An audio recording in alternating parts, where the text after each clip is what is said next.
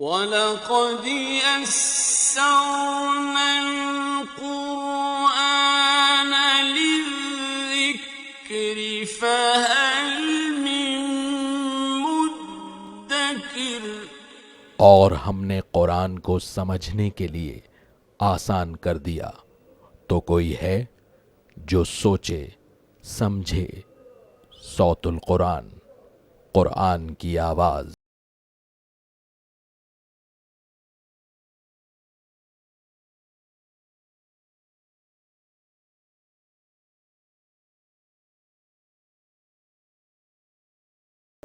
نحمده ونصلي على رسوله الكريم اما بعد فاعوذ بالله من الشيطان الرجيم بسم الله الرحمن الرحيم الف لام را کتاب انزلناه الیک لتخرج الناس من الظلمات الى النور باذن ربهم الى صراط العزیز الحمید۔ صدق اللہ العظیم۔ سورہ ابراہیم سے ہم اپنا مطالعہ شروع کر رہے ہیں۔ یہ سورہ مبارکہ بھی مکی صورت ہے اور نبی کریم صلی اللہ علیہ وسلم کے مکی دور کے آخری حصے میں نازل ہونے والی صورتوں میں سے ایک صورت ہے۔ اس میں ہم دیکھیں گے کہ مشرکین کے حوالے سے تنبیہ کا اور ملامت کا پہلو غالب ہے۔ ابراہیم علیہ السلام کا اس میں تذکرہ آیا ہے اور رسولوں کے حالات کا ذکر مجموعی اعتبار سے جمع کے صیغے میں کیا گیا ہے۔ الف لام را یہ حروف مقطعات میں سے ہیں، انہیں علیحدہ علیحدہ پڑھا جاتا ہے۔ اس کے اصل معنی اللہ ہی کے علم میں ہے۔ کتاب انزلناہ الیک لتخرج الناس من الظلمات الی النور، اے نبی صلی اللہ علیہ وسلم یہ کتاب ہے جو ہم نے آپ کی طرف نازل کی ہے تاکہ آپ لوگوں کو اندھیروں سے نکالیں روشنی کی طرف، بإذن ربہم ان کے رب کے حکم سے، الی صراط العزیز الحمید غالب خوبیوں والے یعنی اللہ کے راستے کی طرف۔ اب یہ قرآن حکیم کی ایک فضیلت اللہ رب العزت نے بیان فرمائی کہ اللہ کے رسول صلی اللہ علیہ وسلم اس کے ذریعے سے لوگوں کو گمراہی کے اندھیروں سے ہدایت کے نور کی طرف لے جاتے ہیں۔ تو اب جس کو بھی ہدایت ملے گی وہ اسی قرآن حکیم کے ذریعے سے ملے گی۔ اللہ ہمیں اس قرآن کو سمجھ کر پڑھنے کی توفیق عطا فرمائے اور اس سے ہدایت حاصل کر کے اس کے تقاضوں پر عمل کرنے کی توفیق عطا فرمائے۔ اللہ الذی لہ ما فی السماوات و ما فی الارض، اللہ ہی کے لیے ہے جو کچھ آسمانوں میں ہے اور زمین میں ہے۔ وویل للکافرین من عذاب شدید، اور کفر کرنے والوں کے لیے سخت عذاب ہے۔ اب کفار کی یہاں صفات بیان کی جا رہی ہیں۔ الذین یستحبون الحیاۃ الدنیا علی الآخرہ، جو دنیا کی زندگی کو پسند کرتے ہیں آخرت کے مقابلے میں۔ ویصدون عن سبیل اللہ، اور روکتے ہیں اللہ کے راستے سے۔ ویبغونہا عوجا، اور اس میں کجی یعنی ٹیڑھ تلاش کرتے ہیں۔ اولئک فی ضلال بعید، یہی لوگ دور کی گمراہی میں ہیں۔ یہاں حقیقی کفار کی صفات کا بیان آ رہا ہے۔ فرمایا گیا کہ کفار وہ ہیں کہ جو دنیا کی زندگی کو آخرت کے مقابلے میں ترجیح دیتے ہیں اور اللہ کے راستے سے روکتے ہیں۔ جب دنیا ہی پیش نظر ہو جائے تو دین کی طرف توجہ نہیں ہوتی، اور انسان جب دنیا ہی کا طالب ہو جائے تو نہ صرف یہ کہ وہ خود دین کے راستے سے رکتا ہے بلکہ جو لوگ دین کے طالب ہوتے ہیں، آخرت کے طالب ہوتے ہیں، ان کو بھی روکنے کی کوشش کرتے ہیں۔ اللہ اس روش سے ہماری حفاظت فرمائے اور ہمیں دنیا کے بجائے آخرت کا طالب بنائے، اور ہمیں خود اللہ کے دین پر عمل کرنے اور دوسروں کو دین کی طرف لانے کی توفیق عطا فرمائے۔ وما ارسلنا من رسول الا بلسان قومه ليبين لهم، اور ہم نے کوئی رسول نہیں بھیجا مگر یہ کہ ان کی قوم کی زبان میں، تاکہ وہ ان کے لیے واضح طور پر بیان فرما دیں۔ یہاں دعوت کے حوالے سے بڑا اہم اصول معلوم ہوا کہ جن لوگوں کے سامنے بھی ہمیں دعوت پیش کرنی ہے ان کی زبان میں گفتگو کرنی چاہیے۔ اس کا ایک مفہوم یہ بھی ہے کہ جن لوگوں کے سامنے گفتگو پیش کی جا رہی ہے دین کے حوالے سے، ان کی جو بھی ذہنی سطح ہے، جو ان کا انٹلیکچوئل لیول ہے، اس لیول پر جا کر بات کرنی چاہیے، تبھی اتمام حجت ہو سکے گا، تبھی لوگ بات واقعتاً قبول کرنے کی پوزیشن میں آ سکیں گے۔ تو لوگوں کی زبان میں گفتگو کرنی ہے اور ان کی ذہنی سطح کے مطابق گفتگو کرنی ہے، تبھی شہادت علی الناس کا فریضہ ادا ہو سکے گا، یعنی وہ ذمہ داری جو اللہ نے اس امت کو عطا فرمائی کہ انسانیت پر اللہ کے دین کی گواہی دینا تمہاری ذمہ داری ہے۔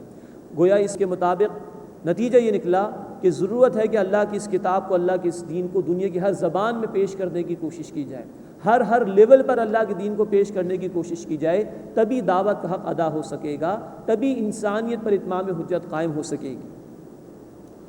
وما ارسلنا من رسول الا بلسان قومه ليبين لهم، اور ہم نے کوئی رسول نہیں بھیجا مگر ان کی قوم کی زبان میں، تاکہ وہ رسول علیہ الصلاۃ والسلام لوگوں کے لیے واضح کر دیں۔ فَيُضِلُّ اللَّهُ مَن يَشَاءُ وَيَهْدِي مَن يَشَاءُ، پھر اللہ جس کو چاہتا ہے گمراہ فرما دیتا ہے اور جس کو چاہتا ہے ہدایت دیتا ہے۔ اور اس کا انحصار انسان پر ہے کہ اس میں کس طرح کی طلب و تڑپ ہے۔ ہدایت کی جو سجو ہوگی ہدایت ملے گی، اور کوئی خود گمراہ ہونے کا فیصلہ کر لے گا تو گمراہی اس کے ہاتھ آئے گی۔ وَهُوَ الْعَزِيزُ الْحَكِيمُ، اور وہ اللہ زبردست حکمت والا ہے۔ اب اس رکوع میں موسیٰ علیہ السلام کا ذکر بھی آ رہا ہے۔ وَلَقَدْ أَرْسَلْنَا مُوسَىٰ بِآيَاتِنَا، اور یقیناً ہم نے موسیٰ علیہ السلام کو اپنی نشانیوں کے ساتھ بھیجا، ان اخرج قومک من الظلمات الی النور، کہ اپنی قوم کو اندھیروں سے روشنی کی طرف نکالو، وذکرہم بایام اللہ، اور انہیں اللہ کے دنوں کی یاد دلاؤ۔ مراد ہے کہ اللہ کے وہ بڑے بڑے ایام جس میں اللہ نے بڑے بڑے فیصلے کیے، اللہ نے نعمتیں لوگوں کو عطا فرمائیں، اللہ نے تکالیف سے لوگوں کو نجات دلائی، اور یہ بھی کہ جن دنوں میں اللہ نے گزشتہ قوموں کو ہلاک کیا، ان ایام کے ذریعے سے یاد دہانی کرانا، یہ بیان کیا جا رہا ہے موسیٰ علیہ السلام کے حوالے سے۔ وَذَكِّرْهُمْ بِأَيَّامِ اللَّهِ، اور انہیں اللہ کے دنوں کی یاد دلاؤ۔ إِنَّ فِي ذَلِكَ لَآيَاتٍ لِكُلِّ صَبَّارٍ شَكُورٍ، بے شک اس میں ہر صبر کرنے والے، شکر کرنے والے کے لیے نشانیاں ہیں۔ جب اللہ کی نعمتیں بندے کے سامنے آئیں اور وہ غور و فکر کرے تو اللہ کی معرفت اسے حاصل ہوتی ہے اور وہ اللہ کا شکر ادا کرتا ہے۔ جب گزشتہ لوگوں کے حالات کا بیان ہو کہ مختلف لوگوں پر مصائب و تکالیف آئی تھیں لیکن اہل ایمان نے تکالیف کو برداشت کیا، تو جو موجودہ اہل ایمان ہوتے ہیں ان میں بھی صبر کا جذبہ بیدار ہوتا ہے۔ وَإِذْ قَالَ مُوسَىٰ لِقَوْمِهِ اذْكُرُوا نِعْمَةَ اللَّهِ عَلَيْكُمْ، اور یاد کرو جب موسیٰ علیہ السلام نے اپنی قوم سے کہا کہ تم اپنے اوپر اللہ کی نعمت کو یاد کرو۔ اذ انجاکم من آل فرعون، جب اللہ نے تمہیں آل فرعون سے نجات دی۔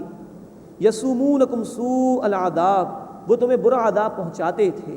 ویذبحون ابناءکم ویستحیون نساءکم، اور وہ تمہارے بیٹوں کو ذبح کر دیا کرتے تھے اور تمہاری عورتوں کو زندہ چھوڑ دیا کرتے تھے۔ وفی ذالکم بلاء من ربکم عظیم، اور اس میں تمہارے رب کی طرف سے بڑی آزمائش تھی۔ یہ تفصیل سورۃ البقرہ اور دیگر سورتوں میں بھی آ چکی ہے۔ اس کے بعد دوسرا رکوع شروع ہو رہا ہے، اس میں موسیٰ علیہ السلام کا ذکر ہے اور دیگر رسولوں کا مجموعی طور پر ذکر کیا گیا ہے۔ وَإِذْ تَأَذَّنَ رَبُّكُمْ لَئِن شَكَرْتُمْ لَأَزِيدَنَّكُمْ، اور یاد کرو جب تمہارے رب نے اعلان فرما دیا کہ اگر تم شکر ادا کرو گے تو میں مزید نعمتیں عطا کروں گا۔ وَلَئِن كَفَرْتُمْ، اور اگر تم ناشکری کرو گے، إِنَّ عَذَابِي لَشَدِيدٌ، تو بے شک میرا عذاب بڑا سخت ہے۔ یہ اللہ نے جو شکر کی فضیلت یہاں پر بیان فرمائی کہ جو کچھ تمہارے پاس ہے اس پر اگر اللہ کا شکر ادا کرو تو اللہ مزید نعمتیں تمہیں عطا فرمائے۔ اور یہاں اللہ نے ایک فارمولہ ہمیں بیان کر دیا، اگر ہم چاہتے ہیں کہ نعمتوں میں اضافہ ہو جائے تو اللہ تعالیٰ فرما رہے ہیں کہ جو کچھ تمہارے پاس آلریڈی موجود ہے اس پر اللہ کا شکر ادا کرو۔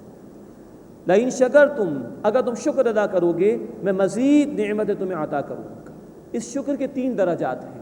نمبر 1، جو نعمت بھی اللہ نے عطا فرمائی دل میں بندہ احسان مانے اس کا کہ میرا اس میں کوئی کمال نہیں، یہ محض اللہ کا فضل اور اس کی عطا ہے، یہ ہے دل سے اللہ کا شکر کرنا۔ نمبر 2، اب زبان پر شکر کے ترانے ہونے چاہیے، الحمدللہ رب العالمین، یا جیسے اللہ کے رسول صلی اللہ علیہ وسلم نے دعائیں سکھائی ہیں اس میں الحمدللہ کے الفاظ آتے ہیں۔ پانی پی لیا الحمدللہ، کھانا کھا لیا الحمدللہ الذی اطعمنا وسقانا وجعلنا من المسلمین، ہر نعمت پر اب زبان سے بھی شکر کی ادائیگی۔ اور تیسرا درجہ ہے اپنے پورے وجود سے شکر ادا کرنا، یعنی اللہ نے جو نعمتیں عطا فرمائیں اس کو جائز طریقے پر اختیار کرنا اور اللہ کی اطاعت کے مطابق ان نعمتوں کو استعمال کرنا، یہ ہے شکر کا تیسرا درجہ۔ تو دل سے شکر، زبان سے شکر اور اپنے پورے وجود سے شکر۔ فرمائے کہ لئن شکرتم لازیدنکم، اگر تم شکر ادا کرو گے تو میں ضرور مزید نعمتیں عطا کروں گا۔ ولئن کفرتم، اور اگر تم نے ناشکری کی، میرے احسان نہیں مانا، نعمتیں میری استعمال کی، شکر کسی اور کا ادا کیا، یا میرے سامنے نہیں جھکے، میری اطاعت اختیار نہیں کی، ان عذابی لشدید، تو بے شک میرا عذاب بڑا شدید ہے۔ اللہ ہمیں اپنے شکر گزار بندوں میں شامل فرمائے اور اپنی ناشکری سے بچنے کی توفیق عطا فرمائے۔ وقال موسیٰ ان تکفروا انتم ومن فی الارض جمیعا، اور موسیٰ علیہ السلام نے فرمایا اگر تم ناشکری کرو گے اور وہ بھی جو زمین میں ہیں سب کے سب، فإن اللہ لغنی حمید، تو بے شک اللہ بے نیاز ہے، تمام خوبیوں والا ہے۔ اللہ کو تمہارے شکر کی ضرورت نہیں ہے، اگر تم شکر ادا کرو تو اس کا فائدہ تمہیں ہی ملے گا، اللہ اور نعمتیں تم پر نچھاور فرمائے گا۔ الم یاتکم نبأ الذین من قبلکم، کیا تمہیں ان لوگوں کی خبر نہیں پہنچی جو تم سے پہلے تھے، قوم نوح وعاد وثمود، مثلا قوم نوح اور عاد و ثمود، والذین من بعدہم، اور وہ جو ان کے بعد ہوئے، لا یعلمہم الا اللہ، ان کی خبر کسی کو نہیں ہے سوائے اللہ کے، جاءتہم رسلہم بالبینات، ان کے پاس ان کے رسول واضح نشانیوں کے ساتھ آئے، فردوا ایدیہم فی افواہہم، تو ان لوگوں نے اپنے ہاتھ ان رسولوں کے منہ میں لوٹا دیے، مراد ہے کہ ان کو خاموش کرا دی۔ جب بھی اللہ کے رسول ان لوگوں کے سامنے دین حق پیش کرتے تھے، اللہ کی طرف بلاتے تھے، وہ ان کو خاموش کرا دیا کرتے تھے، یہ ڈھٹائی کا مظاہرہ کرتے تھے۔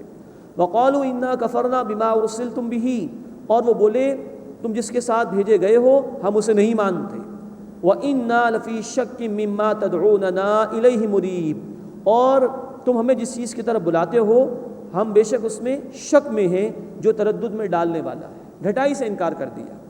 قالت رسلہم، اب یہ تمام رسولوں کا مجموعی طور پر ذکر ہے، ان کے رسولوں نے ان سے کہا افی اللہ شک فاطر السماوات والارض، یہ سرچنگ کوئسچن کا انداز، کیا آسمانوں اور زمین کے بنانے والے اللہ کے بارے میں کوئی شک ہے؟ ذرا غور کرو، یہ نظام آپ سے آپ چل رہا ہے، اپنے اندر جھانک کر دیکھو۔ یدعوکم لیغفر لکم من ذنوبکم، وہ تمہیں بلاتا ہے تاکہ تمہارے گناہ تمہیں بخش دے، ویؤخرکم الی اجل مسمی، اور ایک مقررہ مدت تک کے لیے تمہیں مہلت عطا فرمائے۔ قالوا ان انتم الا بشر مثلنا، وہ بولے تم تو صرف ہمارے جیسے انسان ہو۔ یہ گمراہی رہی ہر دور میں کہ ہمارے جیسا انسان کیسے رسول ہو سکتا ہے۔ تريدون ان تصدون عما كان يعبد آباؤنا، تم چاہتے ہو کہ ہمیں ان سے روک دو جن کو ہمارے باپ دادا پوجتے تھے، جن کی عبادت کرتے تھے۔ فأتونا بسلطان مبین، پس تم ہمارے پاس روشن دلیل لے کر آ جاؤ۔ یہ معجزات کا مطالبہ شروع کر دیا لوگوں نے۔ قالت لهم رسلهم، ان کے رسولوں نے ان سے کہا ان نحن الا بشر مثلکم، کہ بے شک ہم تمہارے جیسے انسان ہیں، ولکن اللہ یمن علی من یشاء من عبادہ، لیکن اللہ اپنے بندوں میں سے جس پر چاہتا ہے احسان فرماتا ہے۔ مراد یہ کہ اللہ نے اپنی وحی ہمیں عطا فرمائی، ہمیں اپنا نبی بنایا ہے، تو ہم تمہاری طرح کے انسان ہیں، لیکن اللہ نے ہم پر یہ فضل فرمایا ہے۔ وما كان لنا ان نأتيكم بسلطان الا باذن اللہ، اور ہمارے لیے ممکن نہیں کہ اللہ کے حکم کے بغیر تمہارے پاس کوئی دلیل لے آئے، کوئی معجزہ پیش کر دینا ہمارے اختیار میں نہیں۔ وعلى الله فليتوكل المؤمنون، اور اہل ایمان کو چاہیے کہ وہ اللہ ہی پر بھروسہ کریں۔ وما لنا الا نتوکل علی اللہ، اور ہمیں کیا ہوا کہ ہم اللہ پر بھروسہ نہ کریں۔ وقد ہدانا سبلنا، اور اس نے ہمیں ہمارے راستے دکھا دیے، مراد ہدایت عطا فرمائی۔ وَلَنَصْبِرَنَّ عَلَىٰ مَا آذَيْتُمُونَا، اور تم جو ہمیں ایذا پہنچاتے ہو، تکالیف دیتے ہو، ہم ضرور اس پر صبر کریں گے۔ وَعَلَى اللَّهِ فَلْيَتَوَكَّلِ الْمُؤْمِنُونَ، اور توکل کرنے والوں کو اللہ ہی پر توکل یعنی بھروسہ کرنا چاہیے۔ اس کے بعد تیسرا رکوع شروع ہو رہا ہے، اس میں مشرکین کی ہر دھرمی اور ان کا انجام بیان کیا گیا ہے، اور عذاب کے حوالے سے کچھ آیات بیان ہوئیں۔ وَقَالَ الَّذِينَ كَفَرُوا لِرُسُلِهِمْ، اور کفر کرنے والوں نے اپنے رسولوں سے کہا لَنُخْرِجَنَّكُم مِّنْ أَرْضِنَا، ہم ضرور تمہیں اپنی زمین سے نکال دیں گے، أَوْ لَتُعُودُنَّ فِي مِلَّتِنَا، یا تم ہمارے دین میں لوٹ آؤ۔ فَأَوْحَىٰ إِلَيْهِمْ رَبُّهُمْ، تو ان رسولوں کے رب نے ان کی طرف وحی فرمائی، لَنُهْلِكَنَّ الظَّالِمِينَ، کہ ہم ضرور ظالموں کو ہلاک کر دیں گے۔ وَلَنُسْكِنَنَّكُمُ الْأَرْضَ مِن بَعْدِهِمْ، اور لازم ہم تمہیں ان کے بعد زمین میں آباد کریں گے۔ ذَلِكَ لِمَنْ خَافَ مَقَامِي، یہ اس کے لیے ہے جو میرے سامنے کھڑا ہونے سے ڈرا، وَخَافَ وَعِيدِ، اور میرے اعلان عذاب سے ڈرتا رہا۔ اب یہ ہے تسلی جو اللہ تعالیٰ نے رسولوں کو دی ہے کہ منکرین کتنی مخالفت کر لیں، بالآخر یہ اللہ کے عذاب میں مبتلا ہوں گے، اللہ کی مدد آئے گی رسولوں کے لیے اور اہل ایمان کے لیے۔ ہر دور میں ہی تسلی اہل ایمان کے لیے کہ ہر مخالفت کرنے والے کے لیے اللہ ہی کافی ہے کہ اللہ اس کو اپنے عذاب میں مبتلا کرے گا، اور اہل ایمان کو اللہ تعالیٰ بالآخر نجات عطا فرمائے گا۔ وَاسْتَفْتَحُوا، اور ان رسولوں نے فیصلہ مانگا۔ مراد یہ کہ جب قوم ڈھٹائی پر آ جاتی ہے تو اللہ کے اذن سے پھر رسول بھی بددعا کرتے ہیں ان کے لیے۔ ہم پڑھ چکے ہیں سورۃ الاعراف آیت نمبر 89 میں کہ شعیب علیہ السلام نے بھی اللہ سے فیصلے کی درخواست کی اور پھر ان کی قوم مٹا دی گئی تھی۔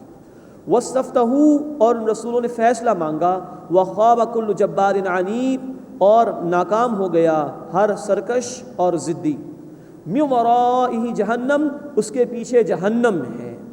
ایک تو دنیا کا عذاب ہے کہ یہاں برباد کیے گئے، اب آخرت کے دائمی عذاب کا ذکر ہے۔ مِن وَرَائِهِ جہنم اس کے پیچھے جہنم ہے، وَيُسْقَىٰ مِن مَّاءٍ صَدِيدٍ اور اسے پیپ کا پانی پلایا جائے گا، يَتَجَرَّعُهُ وہ اسے گھونٹ گھونٹ پیے گا، وَلَا يَكَادُ يُسِيغُهُ اور اسے گلے سے اتار نہیں سکے گا، وَيَأْتِيهِ الْمَوْتُ مِن كُلِّ مَكَانٍ اور موت ہر طرف سے اس پر آ جائے گی، وَمَا هُوَ بِمَيِّتٍ اور وہ مرے گا نہیں، وَمِن وَرَائِهِ عَذَابٌ غَلِيظٌ اور اس کے پیچھے سخت عذاب بھی ہے۔ یہ انتہائی سخت آیت ہے عذاب کی، پیپ والا پانی پلایا جائے گا۔ اللہ کے رسول صلی اللہ علیہ وسلم کی حدیث ہے جامع ترمذی میں کہ جب یہ پیپ والا پانی اس شخص کے سامنے، جہنمی کے سامنے پیش کیا جائے گا تو اس کے چہرے کو جھلس دے گا، اور جب پیے گا تو آنتیں کٹ کٹ کے اس کی پیٹھ کی جانب سے نکلنا شروع ہو جائیں گی۔ اور قرآن کا بیان ہے سورۃ النساء آیت 56 میں کہ جب ایک مرتبہ کھال جل جائے گی تو اللہ نئی کھال دے گی تاکہ عذاب کا مزہ چکھتے رہیں، تو وہاں کا عذاب ہمیشہ کا عذاب ہے۔ اللہم اجرنا من النار، اے اللہ ہمیں آگ کے عذاب سے محفوظ فرما۔ مزید فرمایا کہ وہاں موت نہیں ہے، بخاری مسلم کی حدیث ہے، موت کو بھی ایک مینڈھے کی شکل میں، ایک بھیڑ کی شکل میں لا کے ذبح کر کے ختم کر دیا جائے گا۔ اب ہمیشہ ہمیشہ جہنمیوں کو جہنم کا عذاب برداشت کرنا ہوگا، اور اہل جنت کے لیے ہمیشہ کی نعمتیں ہوں گی۔ اس کے بعد کفار کی مثال بیان کی جا رہی ہے، وہ لوگ کہ جو شرک میں مبتلا ہوں، کفر میں مبتلا ہوں، لاکھ وہ دنیا میں کوئی نیک عمل کر لیں، ان کے نیک عمل ان کے کسی کام نہیں آئیں گے۔ قرآن میں اس طرح کی 3 مثالیں بیان کی گئیں، یہ پہلی مثال اس مقام پر آ رہی ہے۔ مثل الذین کفروا بربہم، ان لوگوں کی مثال جنہوں نے اپنے رب کا انکار کیا، اعمالہم کرماد اشتدت بہ الریح فی یوم عاصف، ان کے اعمال راگ کی طرح ہیں کہ اس پر آندھی کے دن زور کی ہوا چلی اور سب کچھ گویا وہ اڑا کر لے گئی۔ لا یقدرون مما کسبوا علی شیء، جو انہوں نے کمایا انہیں اس سے کسی چیز پر قدرت حاصل نہ ہوگی۔ ذالک هو الضلال البعید، یہی دور کی گمراہی ہے۔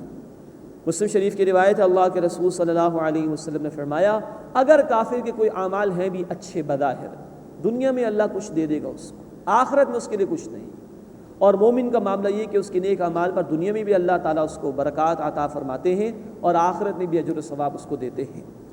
الم تر ان اللہ خلق السماوات والارض بالحق، کیا تم نے نہیں دیکھا کہ اللہ نے آسمان اور زمین کو پیدا فرمایا بامقصد طور پر۔ ان یشاء یذہبکم، اگر اللہ چاہے تو تمہیں لے جائے، تمہیں ختم کر دے، ویأتی بخلق جدید، اور کوئی نئی مخلوق لے کر آ جائے۔ اللہ اس بات پر قادر ہے، اگر تم نافرمانی کرو گے اللہ تمہارا محتاج نہیں کہ تم اس کی عبادت کرو، اللہ تمہیں مٹا دے گا اور تمہاری جگہ کسی اور قوم کو لے آئے گا۔ وما ذلک علی اللہ بعزیز، اور یہ اللہ پر کوئی دشوار نہیں، بہت آسان ہے۔ اس کے بعد ذکر آ رہا ہے قائدین کا اور ان کی پیروی کرنے والے لوگوں کا، نافرمان قسم کے لوگ۔ 6 مرتبہ یہ ذکر قرآن حکیم میں آیا ہے کل۔ فرمایا کہ وَبَرَزُوا لِلَّهِ جَمِيعًا، اور وہ سب اللہ کے سامنے حاضر ہوں گے۔ فَقَالَ الضُّعَفَاءُ لِلَّذِينَ اسْتَكْبَرُوا، پھر کہیں گے کمزور ان لوگوں سے جو بڑے بنتے تھے، جو قائد تھے ان کے لیکن برے قائد تھے دنیا میں، اِنَّا كُنَّا لَكُمْ تَبَعًا، بے شک ہم تمہارے تابع تھے، تمہارے پیچھے پیچھے چلتے تھے۔ فَهَلْ أَنْتُمْ مُغْنُونَ عَنَّا مِنْ عَذَابِ اللَّهِ مِنْ شَيْءٍ، تو کیا تم ہم سے دور کر سکتے ہو کچھ بھی اللہ کا عذاب، تھوڑا سا ہی صحیح۔ قَالُوا لَوْ هَدَانَ اللَّهُ لَهَدَيْنَاكُمْ، وہ کہیں گے اگر اللہ ہمیں ہدایت دیتا تو ہم ضرور تمہیں ہدایت دیتے۔ سَوَاءٌ عَلَيْنَا، اب ہمارے لیے برابر ہے، اجزعنا ام صبرنا، خام گھبرائیں یا صبر کریں، ما لنا من محیص، ہمارے لیے کوئی چھٹکارا نہیں۔ تو آدمی کو سوچ سمجھ کر فیصلہ کرنا چاہیے کہ وہ کس کے پیچھے چل رہا ہے، کس کو اس نے اپنا لیڈر بنا رکھا ہے، کس کو فالو کر رہا ہے، ورنہ معاملہ یہ ہوگا کہ برے قائدین بھی اور ان کے فالوورز بھی سب جہنم میں ڈالے جائیں گے۔ اس کے بعد 4واں رکوع شروع ہو رہا ہے اس سورہ مبارکہ کا، اس میں ان نافرمانوں کے سب سے بڑے قائد یعنی شیطان کا ذکر آئے گا، اور اللہ نے کلمہ طیبہ کی مثال بھی دی ہے اور ایک برے کلمے کی مثال بھی بیان فرمائی ہے۔ وقال الشیطان لما قضی الامر، اور شیطان کہے گا جب تمام امور کا فیصلہ ہو جائے گا، ان اللہ وعدکم وعد الحق، بے شک اللہ نے تم سے سچا وعدہ کیا تھا، ووعدتکم فاخلفتکم، اور میں نے بھی تم سے وعدہ کیا تھا، پھر میں نے تم سے اس کی خلاف ورزی کی۔ وما کان لی علیکم من سلطان، اور تم پر میرا کوئی زور نہیں تھا، الا ان دعوتکم فاستجبتم لی، سوائے اس کے کہ میں نے تمہیں دعوت دی تھی اور تم نے میری بات مان لی۔ فلا تلومونی، بس مجھ پر الزام نہ لگاؤ، ولوموا انفسکم، اپنے اوپر الزام لگاؤ، ما انا بمصرخکم، نہ میں تمہاری فریاد رسی کر سکتا ہوں، وما انتم بمصرخی، اور نہ تم میری فریاد رسی کر سکتے ہو، انی کفرت بما اشرکتمونی من قبل، بے شک میں انکار کرتا ہوں اس کا جو تم نے اس سے پہلے مجھے شریک بنایا، ان الظالمین لہم عذاب علیم، بے شک ظالموں کے لیے دردناک عذاب ہے۔ یہ ہے اینڈ رزلٹ، شیطان نے جتنا بہکایا ہوگا لوگوں کو انہی کے اوپر ڈال دے گا اور صاف مکر جائے گا۔ یہ ہے شیطان کا فریب۔ ہم پڑھ چکے سورہ النساء آیت نمبر 120 میں کہ شیطان جو بھی پٹیاں پڑھاتا ہے وہ کیا ہے؟ الا غرورا، محض دھوکہ ہے اور فریب ہے۔ مزید ہے کہ شیطان نے کہا کہ میرا تم پر کوئی زور نہیں تھا، چنانچہ قرآن بھی کہتا ہے سورہ الناس میں الذی یوسوس فی صدور الناس، وہ پھونکے مارتا ہے انسان کے سینوں میں، فقط اتنا ہی کر سکتا ہے۔ وہ کہے گا میں نے تمہیں دعوت دی تھی، بس قبول تو تم نے کیا تھا۔ اور نوٹ کیجیے شیطان حملہ اس وقت کرتا ہے جب بندہ اللہ کے ذکر سے ہٹ جاتا ہے۔ سورہ الزخرف آیت نمبر 36 میں الفاظ ہیں کہ جو اللہ کے ذکر سے ہٹتا ہے اس پر شیطان مسلط کر دیا جاتا ہے۔ تو شیطان صرف پھونکے مار سکتا ہے، اس کو آنے کا موقع خود انسان دیتا ہے، اور پھر پٹی پڑھاتا ہے شیطان، اور پھر انسان اس پر عمل کرتا ہے۔ لیکن صاف وہ کہہ دے گا اپنے آپ کو ملامت کرو، نہ میں تمہارے کسی کام آ سکتا ہوں، نہ تم میرے کسی کام آ سکتے ہو، اور جو تم نے میرے ساتھ شرک کیا میں اس کا انکار کرتا ہوں۔ اب یہاں شرک کی حقیقت بھی دیکھیے، شیطان کے لیے کسی نے روزہ نہیں رکھا، کبھی شیطان کے لیے کسی نے سجدہ نہیں کیا۔ عام طور پر عبادات میں ہی سمجھا جاتا ہے کہ کوئی شرک کا معاملہ ہو سکتا ہے، نہیں، اللہ کے مقابلے میں کسی اور کی محبت میں اضافہ ہو جائے، اللہ کے مقابلے میں کسی اور کی اطاعت میں اضافہ ہو جائے، کسی کی محبت اللہ کی محبت سے بڑھ جائے، کسی کی اطاعت اللہ کی اطاعت سے بڑھ جائے، اللہ کے حکم کے مقابلے میں کسی اور کی بات مان لی جائے، یہ شرک ہے عملی اعتبار سے۔ اس کے متعلق شیطان کہے گا جو تم نے مجھے شریک ٹھہرایا تھا میں اس کا انکار کرتا ہوں۔ یہ ہے شرک کی حقیقت۔ خالی کسی بت کے سامنے جھک جانا شرک نہیں، بلکہ شیطان جو پٹیاں پڑھاتا ہے اس پر عمل کرنا رحمان کے ذکر کو چھوڑ کر، یہ بھی شرک ہے۔ ان الظالمین لہم عذاب علیم، بے شک ظالمین کے لیے دردناک عذاب ہے۔ اس کے مقابلے میں اب نیک لوگوں کا ذکر آ رہا ہے۔ وَأُدْخِلَ الَّذِينَ آمَنُوا وَعَمِلُوا الصَّالِحَاتِ جَنَّاتٍ، اور داخل کیے جائیں گے وہ لوگ جو ایمان لائے اور جنہوں نے نیک اعمال کیے باغات میں، تجری من تحت الانہار، ان کے نیچے نہریں جاری ہیں، خالدین فیہا بإذن ربہم، وہ ہمیشہ ان میں رہیں گے اپنے رب کے حکم سے، تحیتہم فیہا سلام، اس میں ان کی باہمی دعا ملاقات کے وقت سلام ہو۔ اللہم انا نسألک الجنہ، اے اللہ ہم تجھ سے جنت کا سوال کرتے ہیں۔ اہل ایمان کو وہاں جمع کر دیا جائے گا، اور جو گریٹنگز ہیں جنت والوں کی وہ سلام ہیں، وہ سلام پیش کریں گے ایک دوسروں کو۔ اس کے بعد کلمہ توحید، کلمہ طیبہ کی مثال اللہ تعالیٰ نے یہاں پر بیان فرمائی۔ الم تر کیف ضرب اللہ مثلا کلمۃ طیبۃ، کیا تم نے نہیں دیکھا اللہ نے کیسی مثال بیان فرمائی ہے کلمہ طیبہ یعنی پاک بات کی، کشجرۃ طیبۃ، جیسے وہ پاکیزہ درخت ہے، اصلھا ثابت، اس کی جڑ مضبوط ہے، وفرعھا فی السماء، اور اس کی شاخ آسمان میں ہے، تؤتی اکلھا کل حین باذن ربھا، وہ دیتا ہے ہر وقت اپنا پھل اپنے رب کے حکم سے، وَيَضْرِبُ اللَّهُ الْأَمْثَالَ لِلنَّاسِ، اور اللہ لوگوں کے لیے مثالیں بیان فرماتا ہے، لَعَلَّهُمْ يَتَذَكَّرُونَ، تاکہ وہ نصیحت حاصل کریں۔ یہاں اللہ تعالیٰ نے کلمہ طیبہ کی مثال بیان کی۔ مسلم شریف کی روایت بھی ہے کہ اس سے مراد کلمہ توحید ہے، جب بندہ اقرار کرتا ہے اور گواہی دیتا ہے، اشہد ان لا الہ الا اللہ واشہد ان محمدا عبدہ ورسولہ، کہ اللہ کے سوا کوئی معبود نہیں اور محمد صلی اللہ علیہ وسلم اس کے بندے اور رسول ہیں۔ یہ کلمہ توحید ہے جس کو یہاں اللہ تعالیٰ نے پاکیزہ درخت سے تعبیر کیا ہے۔ پوری کائنات اللہ کے حکم کی پابند ہے، پوری کائنات میں اللہ ہی کا حکم جاری و ساری ہے، گویا پوری کائنات توحید کے قانون پر کاربند ہے، اس لیے پوری کائنات میں کہیں انتشار نہیں، کہیں ڈس آرڈر نہیں ہے۔ تو جو لوگ کلمہ توحید قبول کر لیتے ہیں اور توحید کے تقاضوں پر عمل کرتے ہیں ان کو اپنے اندر بھی سکون مل جاتا ہے۔ سورۃ الرعد آیت نمبر 28، الا بذکر اللہ تطمئن القلوب، دلوں کو اطمینان اللہ کے ذکر سے ملتا ہے۔ پھر جو لوگ کلمہ توحید قبول کر لیتے ہیں ان کی زندگی میں ڈس آرڈر نہیں ہوتا، انتشار نہیں ہوتا، بلکہ ایک بیلنسڈ لائف وہ بسر کرتے ہیں، ایک متوازن رویہ وہ اختیار کرتے ہیں۔ پھر کیونکہ وہ اللہ کے ماننے والے ہیں تو وہ اللہ کی مخلوق سے بھی محبت کرتے ہیں، لوگوں کے ساتھ ظلم نہیں کرتے، لوگوں کے ساتھ اچھا سلوک کرتے ہیں۔ پھر کیونکہ اللہ العدل ہے، عدل فرمانے والا ہے، انصاف فرمانے والا ہے، تو جو کلمہ توحید کو ماننے والے ہوں، اللہ کی توحید کے تقاضوں پر عمل کرنے والے ہوں، وہ بھی عدل کے علم بردار بن کر کھڑے ہو جاتے ہیں، جس سے انسانیت کو عدل میسر آتا ہے۔ یہ ہے کلمہ طیبہ کی مثال جو قرآن نے یہاں پر بیان کی کہ یہ کلمہ توحید ہے، جس سے ایک فرد کو بھی سکون میسر آتا ہے، جس سے معاشرے کے لوگوں کو بھی سکون میسر آتا ہے، جس کے نتیجے میں سوسائٹی میں عدل قائم ہوتا ہے، جس کے نتیجے میں جیسے پوری کائنات میں کہیں انتشار اور ڈس آرڈر نہیں ہے، اس زمین سے بھی ڈس آرڈر ختم ہو سکتا ہے۔ اللہ ہمیں توحید کے تقاضوں پر عمل کرنے کی توفیق عطا فرمائے۔ فرمائے کہ یہ ہر وقت اپنا پھل دیتا ہے اپنے رب کے حکم سے، نیک اعمال صادر ہوتے ہیں بندوں سے۔ پھر بندے کیونکہ اللہ کو مانتے تو اللہ کی مخلوق سے محبت بھی کرتے ہیں، مخلوق کے ساتھ اچھا سلوک کرتے ہیں، تو ہر جگہ اچھے اخلاق ہی نظر آئیں گے، ہر جگہ اچھے اعمال ہی نظر آئیں گے۔ وَيَضْرِبُ اللَّهُ الْأَمْثَالَ لِلنَّاسِ، اور اللہ لوگوں کے لیے مثالیں بیان فرماتا ہے، لَعَلَّهُمْ يَتَذَكَّرُونَ، تاکہ وہ غور و فکر کریں، نصیحت حاصل کریں۔ اس کے مقابلے میں اب برے کلمے کی مثال بیان کی جا رہی ہے، کفر کی مثال بیان کی جا رہی ہے۔ وَمَثَلُ كَلِمَةٍ خَبِيثَةٍ، اور ناپاک کلمے کی مثال كَشَجَرَةٍ خَبِيثَةٍ اجْتُثَّتْ مِنْ فَوْقِ الْأَرْضِ، ناپاک درخت کی طرح ہے جسے زمین کے اوپر سے اکھاڑ دیا گیا ہو، مَا لَهَا مِنْ قَرَار، اس کے لیے کوئی قرار نہیں ہے، کوئی مضبوطی نہیں ہے۔ یہ کفر کی مثال ہے۔ جو توحید پر کاربند نہ ہو، یہ ان کی مثال ہے کہ اگر باطل نظام موجود ہو تو زمین پر کرپشن ہوگا۔ جو توحید کے مقابلے میں کفر کو اختیار کرتا ہے وہ پوری کائنات کے قوانین سے بغاوت کرتا ہے، اس لیے کہ کائنات کا نظام توحید پر مبنی ہے، توحید کے تقاضوں پر مبنی ہے، ہر شے اللہ کے حکم کی پابند ہے۔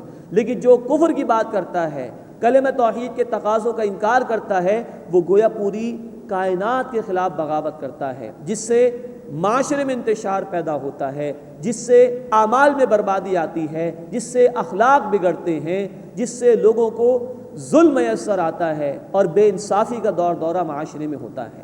یہ ہے ایک برے کلمے یعنی کفر کی مثال جو اللہ نے بیان فرمائی۔ یثبت اللہ الذین آمنوا، اللہ ثابت قدم رکھتا ہے اہل ایمان کو بالقول الثابت فی الحیات الدنیا وفی الآخرہ، مضبوط اور پختہ بات کے ذریعے سے دنیا میں بھی اور آخرت میں بھی۔ اہل ایمان جب توحید کے تقاضوں پر عمل کرنے لگ جائیں تو پوری کائنات کی تائید ان کو حاصل ہو جاتی ہے، اور اللہ تعالیٰ دنیا میں بھی مضبوطی عطا فرماتا ہے۔ پھر اللہ کے راستے میں مشکلات آتی ہیں، بندہ صبر کرتا ہے، مصائب آتے ہیں، بندہ سکون میں رہتا ہے، اور پورے معاشرے کو امن و امان و سکون اور جسٹس انصاف میسر آ جاتا ہے۔ تو فرمایا کہ اللہ اہل ایمان کو مضبوط اور پختہ بات اس کلمہ توحید اور اس کے تقاضوں کے ذریعے سے دنیا میں بھی مضبوط رکھتا ہے، مستحکم رکھتا ہے، وفی الآخرہ، اور آخرت میں بھی۔ وَيُضِلُّ اللَّهُ الظَّالِمِينَ، اور اللہ ظالموں کو گمراہ فرما دیتا ہے، وَيَفْعَلُ اللَّهُ مَا يَشَاءُ، اور اللہ جو چاہتا ہے وہ کرتا ہے۔ اس کے بعد 5واں رکوع شروع ہو رہا ہے، اس میں فرما برداروں اور نافرمانوں کا انجام بیان کیا گیا ہے اور اللہ کی نعمتوں کا ذکر آیا ہے۔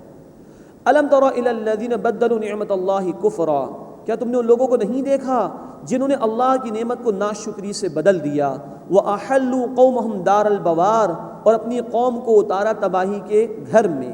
یہ مشرکین کے سرداروں کی طرف اشارہ ہے کہ نہ تو انہوں نے خود حق قبول کیا ہے جو آ چکا محمد کریم صلی اللہ علیہ وسلم کے ذریعے سے، نہ دوسروں کے لیے ذریعہ بنے کہ وہ قبول کریں، بلکہ رکاوٹ بنے، تو یہ دوسروں کو بھی جہنم میں لے جانے کا ذریعہ بن رہے ہیں۔ جہنم یصلونہا، وہ گھر جو تباہی کا ہے وہ جہنم ہے، وہ اس میں داخل ہوں گے، وبئس القرار، اور وہ برا ٹھکانہ ہے۔ وجعلوا للہ اندادا، اور انہوں نے اللہ کے لیے شریک ٹھہرائے، لیضلوا عن سبیلہ، تاکہ وہ اس اللہ کے راستے سے گمراہ کریں۔ قل تمتعوا، اے نبی صلی اللہ علیہ وسلم فرما دیجئے تھوڑا سا فائدہ اٹھا لو. فَإِنَّ مَصِيرَكُمْ إِلَى النَّارِ بے شک تمہارا لوٹنا جہنم کی طرف ہے.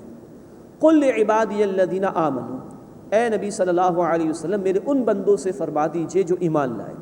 نوٹ فرمائیے کہ مکی صورتوں میں یہ انداز ہمیں ملتا ہے. اے میرے نبی صلی اللہ علیہ وسلم ان بندوں سے فرما دیجئے جو ایمان لائے. مسلمان امت بنے ہیں مدینے جا کر. سورۃ البقرہ آیت 143 میں اعلان ہوا وَكَذَلِكَ جَعَلْنَاكُمْ أُمَّةً وَسَطًا اسی طرح ہم نے تمہیں امت وسط بنایا ہے. تو مدنی صورتوں میں ہمیں خطاب کا انداز ملتا ہے یا ایھا الذین آمنوا اے ایمان والو. مکی صورتوں میں یہ انداز ملتا ہے قل لعبادی الذین آمنوا اے نبی صلی اللہ علیہ وسلم میرے ان بندوں سے فرما دیجئے جو ایمان لائے. یقیموا الصلاۃ کہ وہ نماز قائم کریں. وینفقوا مما رزقناہم سرا وعلانیہ اور اس میں سے خرچ کریں جو میں نے انہیں عطا کیا ہے پوشیدہ طور پر بھی اور ظاہری طور پر بھی. من قبل ان یأتی یوم لا بیع فیہ ولا خلال اس سے پہلے کہ وہ دن آ جائے جس میں نہ خرید و فروخت ہوگی اور نہ دوستی کام آ سکے. تو نماز کا قیام مراد یہ ہے کہ اس کے وقت پر ادا کرنا, اس کے آداب کے ساتھ ادا کرنا. مردوں کے لیے جماعت کی پابندی لازم ہے, اس کا اہتمام کرنا. یہ ہے نماز کا قیام. اور اللہ نے جو کچھ عطا کیا اس میں سے خرچ کرنا. اللہ ہمیں اس کی توفیق عطا فرمائے. اس دن کے آنے سے پہلے تیاری کر لو کہ جس دن کوئی خرید و فروخت بھی نہیں ہوگی, نہ کوئی دوستی کام آئے گی. اب اللہ کی نعمتوں کا اور قدرتوں کا ذکر ہے. اللہ الذی خلق السماوات والارض اللہ ہی ہے جس نے آسمان اور زمین کو پیدا فرمایا. وانزل من السماء ماء اور آسمان سے پانی اتارا. فاخرج به من الثمرات رزقا لکم پھر اس سے نکالا تمہارے لیے پھلوں میں سے رزق. وسخر لکم الفلک لتجری فی البحر بامرہ اور تمہارے لیے کشتی کو مسخر کر دیا, تمہارے تابع کر دیا تاکہ اس اللہ کے حکم سے دریا میں چلے. وسخر لکم الانہار اور تمہارے لیے نہروں کو مسخر کر دیا, تمہاری خدمت پر ان تمام چیزوں کو لگا دیا. وسخر لکم الشمس والقمر دائبین اور تمہاری خدمت پر لگا دیا سورج اور چاند کو, وہ ایک دستور ایک قانون کے مطابق چل رہے ہیں. وسخر لکم اللیل والنہار اور تمہارے لیے خدمت پر لگا دیا رات اور دن. کتنی نعمتیں ہیں, غور کرو. وآتاکم من کل ما سألتموہ اور اللہ نے تمہیں وہ کچھ عطا فرمایا جو تم نے اس سے مانگا. ہر وہ شے عطا فرما دی جو تم نے اس سے مانگی. لیکن نوٹ کیجئے انسان کی عقل محدود ہے, ہم چند ہی چیزوں کو جانتے ہیں. اللہ نے اتنا کچھ عطا فرمایا کہ جس کا شمار ہمارے لیے ممکن نہیں ہے. آگے فرمایا کہ وَإِن تَعُدُّوا نِعْمَتَ اللَّهِ لَا تُحْصُوهَا اگر تم اللہ کی نعمتوں کو شمار کرنا چاہو بھی تو شمار نہیں کر سکتے. ہوا اور آکسیجن کو تو ہم جانتے ہیں, لیکن کتنی بے شمار نعمتیں ہیں جس کا ہمیں اندازہ بھی نہیں ہے اور جس کی وجہ سے ہماری زندگی کا سلسلہ قائم اور دائم ہے. اس زمین کے ارد گرد ایک 11 کلومیٹر موٹی باڑ ہے جو سائنس نے ہمیں بتایا کہ لگی ہوئی ہے, اور بے شمار کومیٹس جو مختلف سیاروں سے زمین پر آتے ہیں وہ اسی میں پھنس کر رہ جاتے ہیں, زمین والوں کی حفاظت ہو جاتی ہے. کوئی ایک شہاب ثاقب ہے وہ زمین پر آ گیا تو آ گیا. تو بے تحاشا نعمتیں ہیں, بے شمار نعمتیں ہمارے علم میں بھی نہیں. سب کچھ اس نے عطا فرمایا جو تم نے مانگا, اور تم نے مانگا اپنے شعور سے, اور اتنی کچھ اس کی نعمتیں ہیں کہ تم شمار کرنا چاہو بھی تو شمار نہیں کر سکتے. یہی الفاظ آئے ہیں سورہ النحل آیت نمبر 18 میں, اور 31 مرتبہ قرآن کہتا ہے سورۃ الرحمن میں فَبِأَيِّ آلَاءِ رَبِّكُمَا تُكَذِّبَانِ بس تم اپنے رب کی کن کن نعمتوں کو جھٹلاؤ گے, کن کن قدرتوں کا انکار کرو گے. یہ ہے وہ فطری طریقہ غور و فکر کا جو قرآن نے دیا. اپنے ارد گرد دیکھو, اس کائنات میں دیکھو, کھلی نشانی اللہ کی موجود ہے, کہ آپ بھی اس کا شکر ادا نہیں کرو گے. فرمایا ان الانسان لظلوم کفار بے شک انسان بڑا ہی ظالم, بڑا ہی ناشکرا ہے. اللہ کی بے شمار نعمتیں استعمال کرتا ہے لیکن اس کا شکر ادا نہیں کرتا, جھکتا نہیں ہے اس کے سامنے. اس کے بعد 6واں رکوع شروع ہو رہا ہے.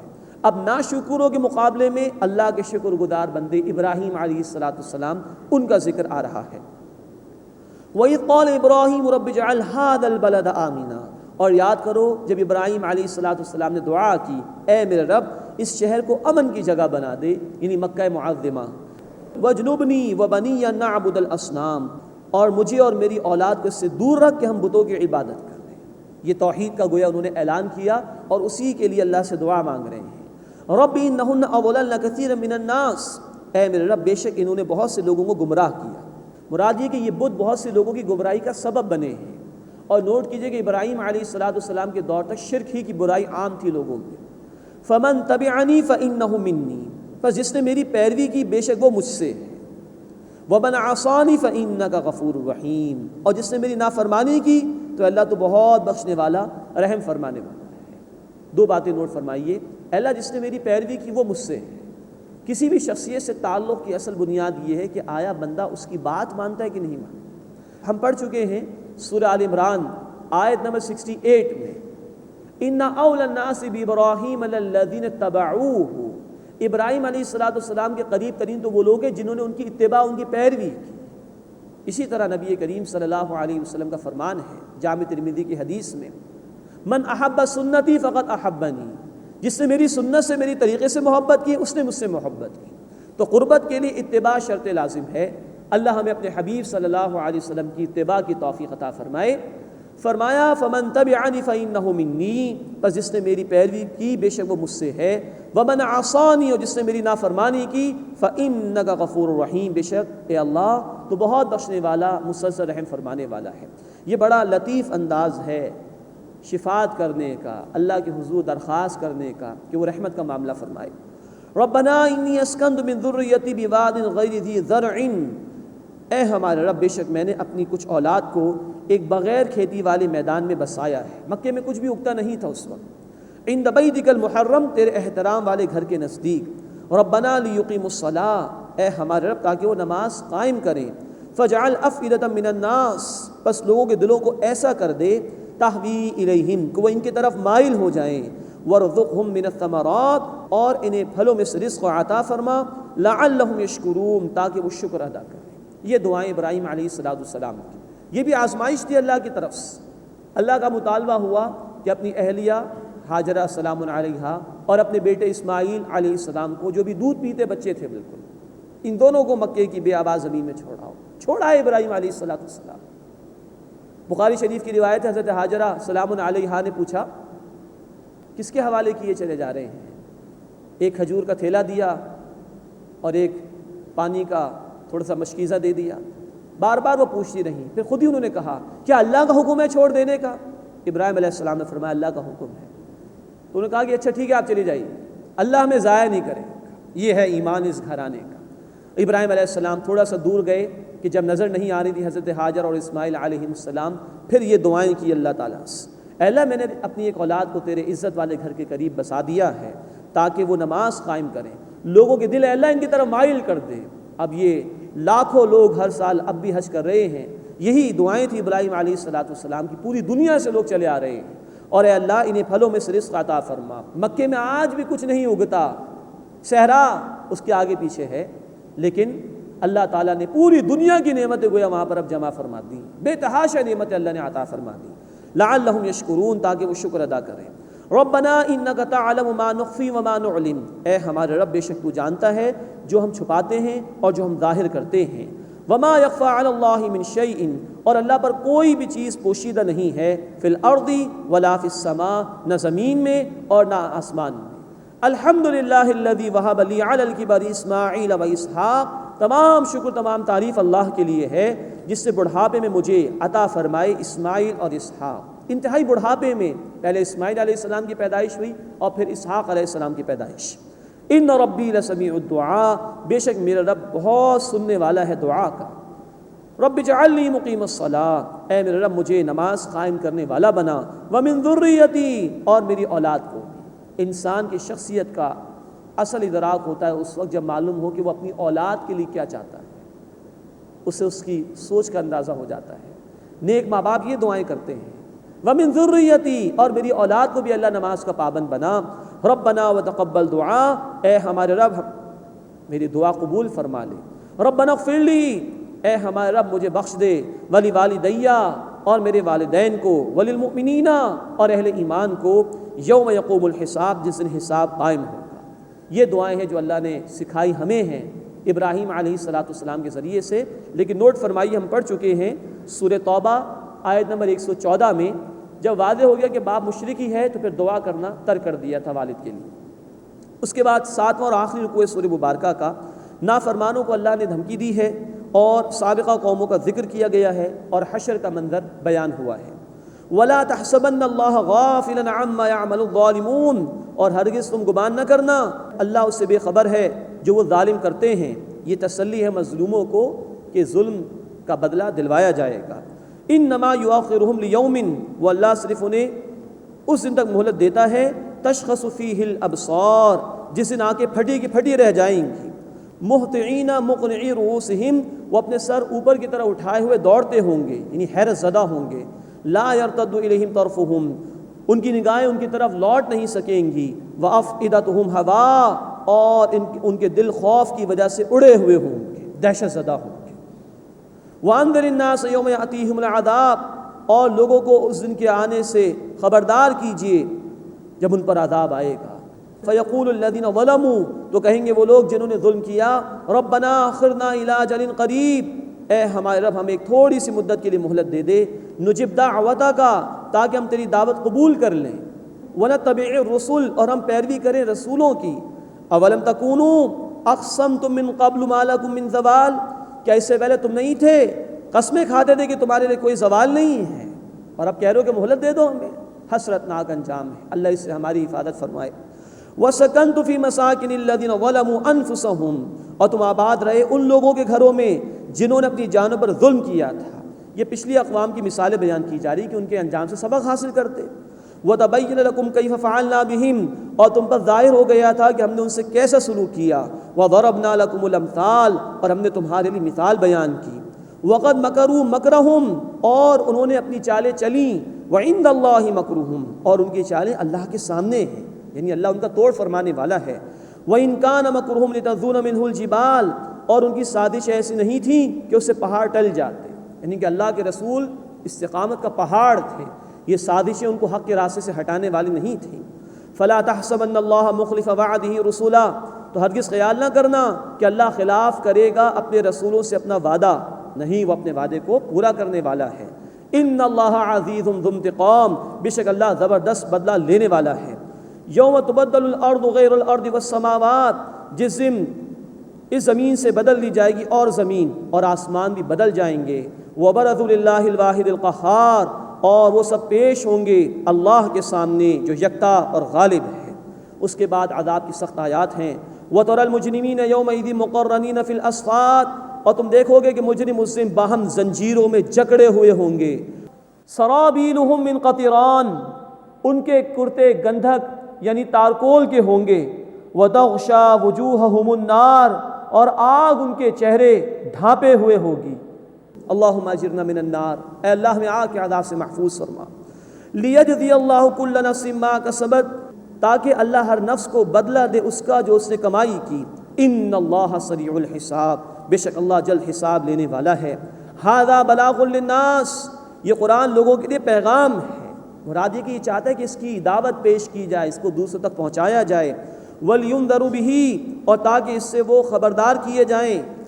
وَلْيَعْلَمُوا، اور تاکہ وہ جان لیں، أَنَّمَا هُوَ إِلَٰهٌ وَاحِدٌ، کہ اللہ ہی معبود واحد ہے۔